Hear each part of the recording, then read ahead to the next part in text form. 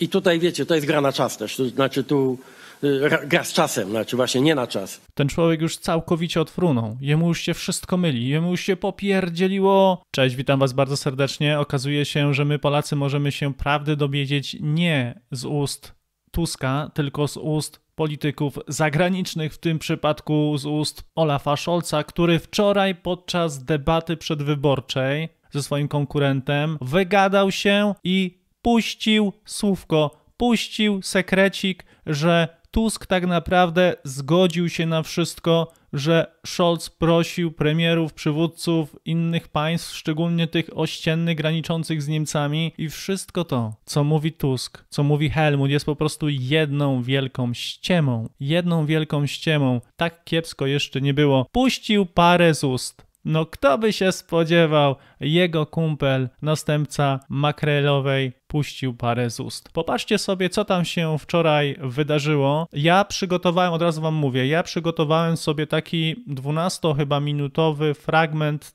tej debaty. Chciałem go wkleić teraz, ale tam te napisy z angielskiego są przetłumaczone, wygenerowane automatycznie, więc zróbmy tak. Ja wam teraz puszczę fragment, który zamieścił na swoim X-ie pan Samuel Pereira. Natomiast jak ja się z wami pożegnam, wtedy puszczę wam 12-minutowy fragment wczorajszej debaty. Tam będziecie mogli sobie posłuchać, co ten Scholz z tym drugim Mercem wczoraj wygadywali. Tam Tusk był w roli głównej, Polska i te kraje były w roli głównej, więc no informuję was, że jeśli chcecie, to obejrzyjcie drugą część tego filmu, bo no trzeba to zobaczyć. Moi drodzy, patrzcie, co tam się wczoraj wydarzyło. Wczorajszy wieczorek w niemieckiej debacie.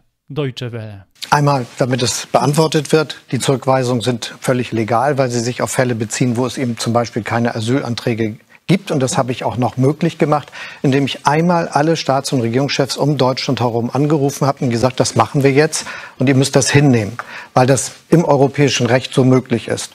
Was nicht möglich ist, ist, wenn es sich um Fragen von Asylverfahren handelt, da muss das anders gehandhabt werden. Da kriegen wir demnächst riesige Verbesserungen. Die liegen aber alle im Bundestag. Herr Merz hält sie auf. Das ist die Umsetzung des europäischen Asylsystems. Diese Gesetze treten europaweit im nächsten Jahr in Kraft. Und deshalb werden sie uns helfen und müssen jetzt in Deutschland beschlossen werden. Auch Donald Tusk sagt, dass er sich an GEAS, an diese gemeinsame Asylrichtlinie, nicht halten will. Der polnische Ministerpräsident sagt, dass er sich an dieses Gesetz nicht halten will. Ja, aber ich will ausdrücklich sagen, das ist erstmal passiert, was ich durchgesetzt habe. Und jetzt Sie hier? Genau. Deshalb will ich sagen, diejenigen, die in einem anderen europäischen Land aufgetreten sind, dort erkannt worden sind, würden wir dann leichter zurückschicken können. Das ist heute nämlich sehr schwierig, weil wir jedes Mal die Zustimmung des anderen europäischen Landes brauchen. Das wird in Zukunft dann anders werden. Und Pamiętacie, jak 2 dni temu informowałem was, że ujawnili dokument, który polski rząd przygotowuje i podpisał w sprawie paktu migracyjnego. To jest dokładnie to, co Scholz wczoraj powiedział. 4 strony. Macie tutaj teraz zdjęcie tych 4 stron. Mówiłem o tym kilka dni temu. Tutaj macie te wytyczne Unii Europejskiej, że w roku 2026 i faktycznie tak będzie. Tusk po prostu no ściemniał. Po prostu kurde, jakby to powiedzieć, ściemniał, moi drodzy. Nawet media w Polsce dzisiaj napisały tak. Podczas debaty Olafa Scholza i Friedricha Merza padł również polski wątek. Wystarczy, że polski premier powie nie, przyjmujemy uchodźców i już mamy europejski kryzys, tak powiedział wczoraj Scholz. I oni tutaj dodali coś takiego, słuchajcie, rozwiązanie ma być, zdaniem Scholza, wejście w życie w 2026 roku europejskiego systemu azylowego, który odciąży Niemcy. I tutaj macie właśnie to. To jest ten system azylowy, który wejdzie w życie w 2026 roku. A co, moi drodzy, Helmut mówił na temat tego paktu 4 lutego tego roku? Posłuchajcie sobie na swojej jednej z konferencji. Polska Agencja Prasowa. Ja mam pytanie do pana premiera i do pana ministra. Czy w związku z tym, że Polska nie będzie przyjmowała migrantów, to czy to będzie oznaczało, że będziemy musieli za to zapłacić w ramach paktu migracyjnego? Niektórzy w ten sposób sobie wyobrażają funkcjonowanie tego paktu. Ja mówię moim koleżankom i kolegom w Unii Europejskiej, jeśli ktoś chce wdrażać ten pakt, niech się nie krępuje. Polska ma swoje problemy wywołane wojną, przede wszystkim jeśli chodzi o nadmiar. Moi drodzy, to jest na tej zasadzie, że Tusk, jemu to się już pokiełbasiło wszystko i on sobie myśli, że jak on powie, że Polska ma jakieś swoje problemy, no to oni zdejmą z nas jarzmo tego paktu. On jest po prostu takim naiwniakiem, to jest taki lunatyk albo jakiś, nie wiem, poeta, romantyk, serio, romantyk, który myśli, że jak mamy swoje problemy, to ktoś nam pomoże. Absolutnie nie, Helmut. Liczbę osób, które... No popatrzcie, no kolejny raz po prostu no dławi się we własnych słowach. W sposób absolutnie uzasadniony zostały tu przyjęte, znajdują w Polsce gościnę, no ale to wiąże się z ciężarami. Typu właśnie, że Polska musi coś zrobić, bo tak mówi pakt migracyjny. Tak jak powiedziałem, są państwa, dla których... Moi drodzy, ja się zastanawiam, jak ten człowiek może być premierem Polski. Zobaczcie, on po prostu aż te ręce, te palce zaraz powykręca. On się tak stresuje, jest cały chyba spocony. Zobaczcie, teraz Helmutowi musiał ten jego kumpel pomóc, bo on już sam nie dawał chyba sobie rady. Ja tylko mogę dodać do tego, że takie stanowisko, jak mówi premier, konsekwentnie zajmujemy w radach JH, czyli tam, gdzie są ministrowie spraw wewnętrznych, i na Grudnowej, i na tej ostatniej w Warszawie. Bardzo jasno, bardzo twardo takie stanowisko wobec samego paktu, jego implementacji i samej nielegalnej migracji. To jest jeden z priorytetów w obszarze spraw wewnętrznych, walka z nielegalną migracją. Więc to stanowisko jest trwałe, twarde, niezmienne i nie jest zaskakujące już dla nikogo w Europie. Przecież my jesteśmy frajerami. Przecież rzecznik rządu tego Ministerstwa Spraw Wewnętrznych Niemiec powiedział, że oni tutaj w Warszawie to przepchnęli to. Słuchajcie, teraz jeszcze Helmut musiał swoje 3 grosze dodać. Ja rozumiem, pewnie to pytanie trochę nieśmiało nawiązuje do konferencji rzecznika niemieckiego ministerstwa po spotkaniu ministrów tutaj w Warszawie. Proszę Państwa, ja też jestem zbyt doświadczonym politykiem, żeby nie rozumieć, jak w państwach, szczególnie tam, gdzie jest... Raczej zbyt doświadczonym komikiem, a nie politykiem. Kampania wyborcza i to taka przełomowa, tak jak jest w Niemczech, że kwestia migracji jest absolutnie na topie. Znaczy to i Polska nie jest tutaj wyjątkiem. Ja bym powiedział nawet, że u nas to napięcie związane z nielegalną migracją jest mniejsze niż w większości państw europejskich, bo mamy jednak trochę inne problemy i one mają inny charakter. W związku z tym nie dziwcie się, że raz na jakiś czas w jakiejś stolicy europejskiej Słuchajcie teraz, bo to jest ważne. Usłyszycie komunikaty, które nie do końca odpowiadają prawdzie rzeczywistości, ponieważ na przykład kampania wyborcza u nich... Nie bierzcie sobie na serio tego, co usłyszycie z ust polityków zagranicznych. Czyli tak, oni mówią nam prawdę, a Helmut mówi, że nie bierzcie tego na serio, bo oni ściemniają. I teraz komu wierzyć? No chyba bardziej im niż tym tutaj. On już sobie alibi teraz robi w ten sposób. Wymaga takiego twardego, migracyjnego stanowiska, ale i proszę się tym nie przejmować i polegać na naszych komunikatach. Proszę się tym nie przejmować i bądźcie dalej frajerami, my wam wszystko sprzedamy, każde słowo. Nie słuchajcie innych, słuchajcie tylko nas. To co do sytuacji Polski w kwestii migracji, to my będziemy podejmowali decyzje tu w Warszawie i nikt inny nigdzie indziej. Dobra, bo tego już za dużo, moi drodzy. Komisja Europejska zareagowała na wniosek polskiego europarlamentarzysty, a dokładnie to komisarz do spraw wewnętrznych i migracji Unii Europejskiej, Austriak Magnus Brunner, i on odpowiedział na zapytanie polskiego polityka, jak to jest z tym paktem, czy Polska faktycznie nie przyjmie tak, jak to Helmut mówi. I uważajcie, trzymajcie się mocno, tutaj macie ten dokument. Tak odpowiada komisarz Unii Europejskiej do spraw migracji. Polska jest związana wszystkimi aktami prawnymi wchodzącymi w skład paktu o migracji i azylu, które zostały przyjęte zgodnie z unijnymi rozwiązaniami do opracowania wspólnej polityki azylowej oraz z pełnym poszanowaniem zasady kompetencji dzielonych w przestrzeni wolności, bezpieczeństwa i sprawiedliwości. Dlatego też na gruncie prawa unijnego nie istnieją prawne możliwości zwolnienia Polski z implementacji jakichkolwiek elementów paktu. Czyli nie jesteśmy zwolnieni. Potwierdza to rzecznik Ministerstwa Spraw Wewnętrznych Niemiec. Potwierdza to sam kanclerz Niemiec, potwierdza to szef tego Wydziału Migracji Eurokołchozu, a Helmut dalej wciska te swoje bajki. dalej wciska te swoje bajki, po prostu obłęd totalny. To już jest gorzej niż obłęd totalny. Moi drodzy, dobra, to by było na tyle. Ja już się z wami żegnam, dziękuję wam bardzo za uwagę, do usłyszenia i obejrzyjcie teraz tę drugą część. Tam wam to na miarę moich możliwości oczywiście wrzuciłem, jakoś to skleiłem, żebyście mogli sobie to albo odsłuchać po angielsku, albo z napisami polskimi, wygenerowanymi oczywiście. Przepraszam, no ale inaczej nie potrafiłem. Trzymajcie się cieplutko i do usłyszenia, cześć. No i piszcie komentarze i udostępniajcie, papa. Mr. Scholz, now this accusation that Friedrich Merz's proposal is one that infringes against the law. It's not the first time you've said that. The SPD has said it as well in this debate. But on the other hand, that also means that there are people who are on German borders and they say the word asylum can come into Germany, and you believe that should continue because the laws are like that?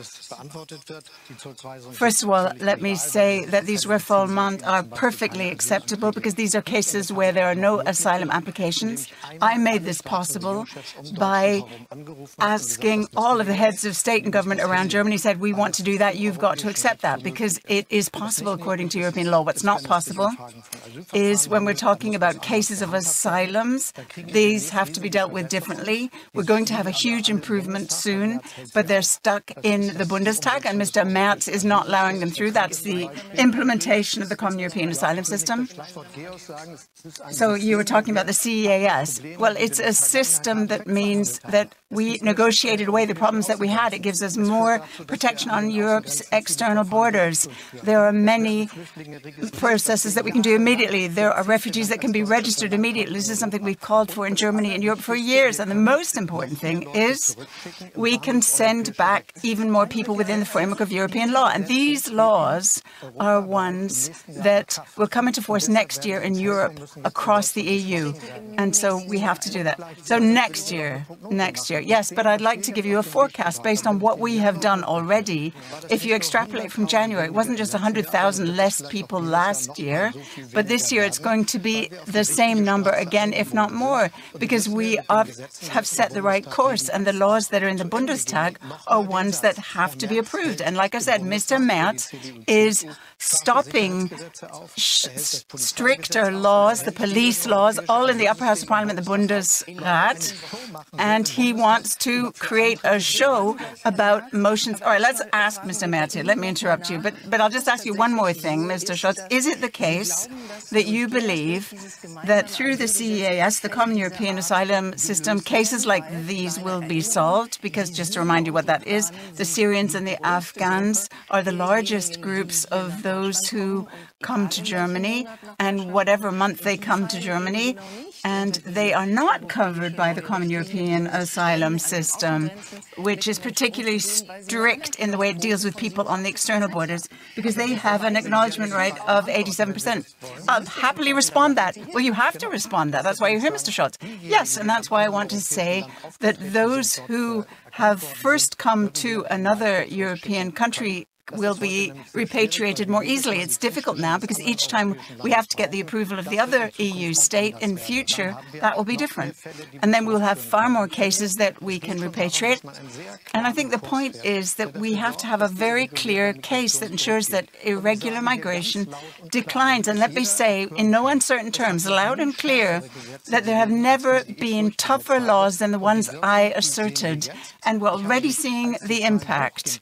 When the numbers went up in 2022, I dealt with it. In 23, I agreed with the federal states and with the other neighboring countries. So, okay, and now here's a question to Friedrich Merz. Mr. Merz, you have heard that you are offending our neighboring countries. Mr. Scholz says that you're causing trouble with all of our neighbors with this ban on entry, and then all of these legal directives, by the time they are harmonized, you're only going to really act nationally and ban everyone from entering the country. Is that right?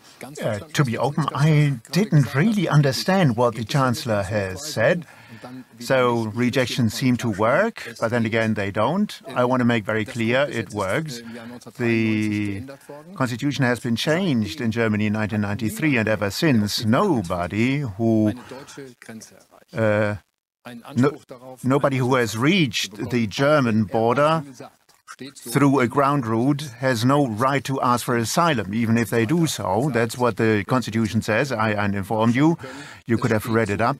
That's what our Constitution says. That has been changed in 1993, and a rejection following European law is something that is being done by France, Spain, Denmark, Sweden, Finland, with much more complicated external borders as compared to ours, and only with us in Germany it doesn't seem to work. The problem is that in this coalition between SPD and Greens there is no consensus about how to deal with this issue.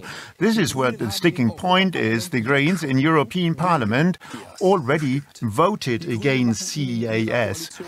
The Greens make a lot of problems in the current coalition regarding the topic about the asylum seekers services law and the payment card. They wanted to introduce it. The Greens pay out cash onto the payment card that were meant to payment cards to replace cash money. Mr. Chancellor, you're painting a rosy picture. You're describing a situation which doesn't have much to do, I'm not saying nothing, but which doesn't have much to do with the reality in this country. I think that actually you're just trying to distract us from the reality, and you're saying something that is not true. The clear fact is we can carry out certain repatriations, and we do that. The ones that are legal, we do. What you're doing goes against European law, and the fact that nobody can apply for asylum in Germany is no good. Yes, but even if Mr. Tusk says that he's not going to stick to the CEAS, the Polish Prime Minister said he won't stick to this law. Yes, but what I want to say is, first of all, there's what I made happen, and then there is that he has suggested somebody says asylum, we send them back. The Austrian Chancellor said we're not going to let them back. The Polish Prime Minister said we're not going to let them back, and we've already got a European crisis right there. Germany is Europe's largest country at the heart of Europe. It's breaking the European law. That's what Mr. Merz is suggesting, where very soon we will be relying on all Europeans if we look at U.S. policy directed against Germany in terms of tariffs. We can only reject it together. It is against German interests, what Mr. Merz is suggesting. It goes against everything that will be in Germany's interest. Why should we be so stupid? And there's no other way of saying it. Why would we be so stupid? In the very moment in which Germany finally, under my leadership, after many, many years, has finally pushed for something we fought for so long, namely that the others who carry out the process for their asylum seekers have to take them back, that we suddenly say we're not going to stick to the law just before the end, and we're going to insist on exceptions that any administrative court or the European Constitutional Court would never report. Then after 1 week, Merz will see that all of the statements that he's made are just not worth the paper they're written on, because the courts will not support them. Mr. Scholz, a witness of the time, was not a member of my party, and I read it on Spiegel Online. He gave a major contribution, a highly recognized historian of our country. He is a member of your party, Heinrich August Winkler, and I'm quoting him, although he also criticizes me in his article in Spiegel Online. But there's a very clear result in his article. Already before the amendment of the Constitution in 1993, it would have been admissible to reject asylum applications at our borders, at latest, on the basis of the changes that we have agreed upon in the Grand Coalition. It was possible. You can read it in Article 16a, paragraph 2, sentence 2 of the Constitution. Just read it up in your own time. You can read it there. It's very clearly laid down there. Now, the problem is you don't want to do it, because you can't assert this position in the rest of your coalition. Now, to refer to CEAS, this is going to come into force in the middle of 2026. No, we Should don't. we wait until then? Of course we want to approve it this year.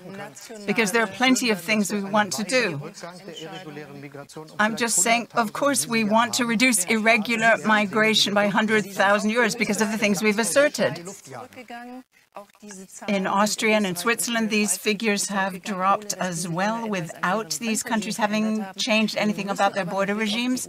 But one thing I'd like us to talk about is deportations. Now, Mr. Scholz, you have said that you have managed to deport many people. I think it was 4,000 in absolute figures, but you like to refer to the percentages. How much is that going to ease the burden on German cities if they hear 4,000 being deported? Well, sure, 4,000 isn't going to ease the burden on the municipalities, particularly those who have to deal with major challenges across Germany, which is why I want us to take this further. I've said that we need to have more deportation centers and build them. When I was mayor of Hamburg, I did that, which is why I know what I'm talking about. Things like this can be done in Germany. They are possible. I ensured that there can be more people in detention custody. It's possible to have more, and all of the tricks that they use that were legal loopholes are now no longer there. And I have ensure that we can start with this now. Of course, we have to make sure it works in practice, which is why I say if you believe that this problem has been finished, no, it hasn't. There's more we need to do.